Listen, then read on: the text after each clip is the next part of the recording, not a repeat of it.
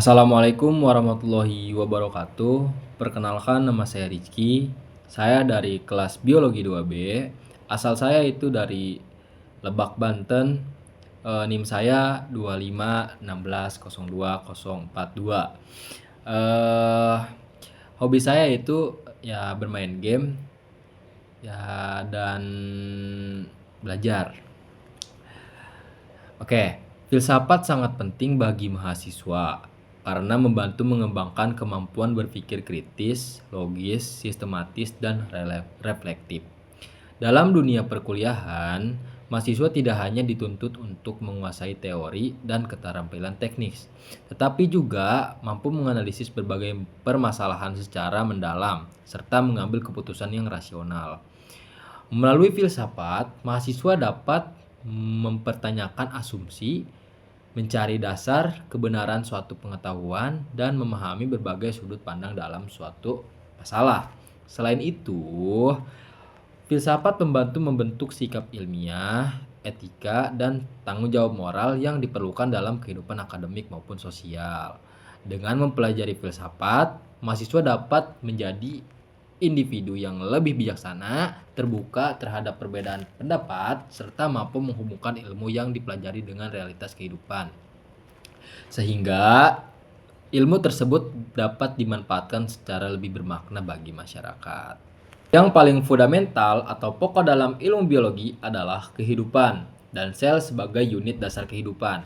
Semua cabang biologi pada dasarnya mempelajari makhluk hidup, mulai dari struktur, fungsi, pertumbuhan, reproduksi, evolusi, hingga interaksinya dengan lingkungan. Sel dianggap sebagai dasar yang paling fundamental karena seluruh organisme hidup tersusun atas satu atau lebih sel.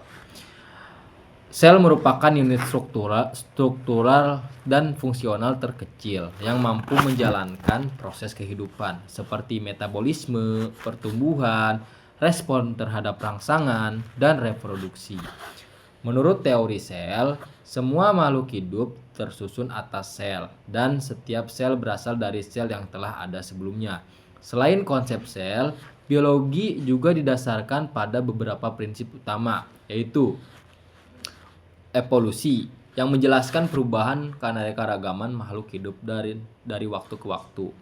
Yang kedua, yaitu ada genetika yang menjelaskan pewarisan sifat dan satu generasi ke generasi berikutnya melalui gen dan DNA. Yang ketiga, metabolisme dan energi yang menjelaskan bagaimana organisme memperoleh dan menggunakan energi untuk mempertahankan kehidupan.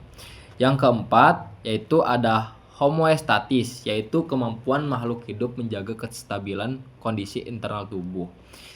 Yang kelima, yaitu ada interaksi dengan lingkungan yang menjelaskan hubungan organisme dengan organisme lain dan lingkungan dalam satu ekosistem.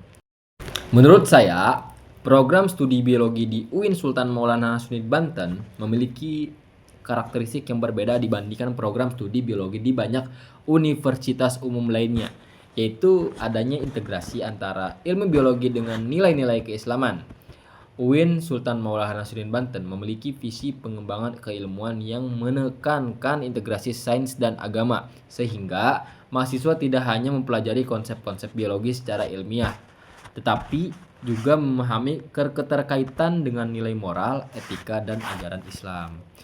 Oke, kekhasan lain dari prodi biologi UIN Sultan Maulana Hasanuddin Banten adalah fokus di keanekaragaman hayati serta pembentukan lulusan yang mampu menjadi peneliti dan praktisi berkarakter Islam.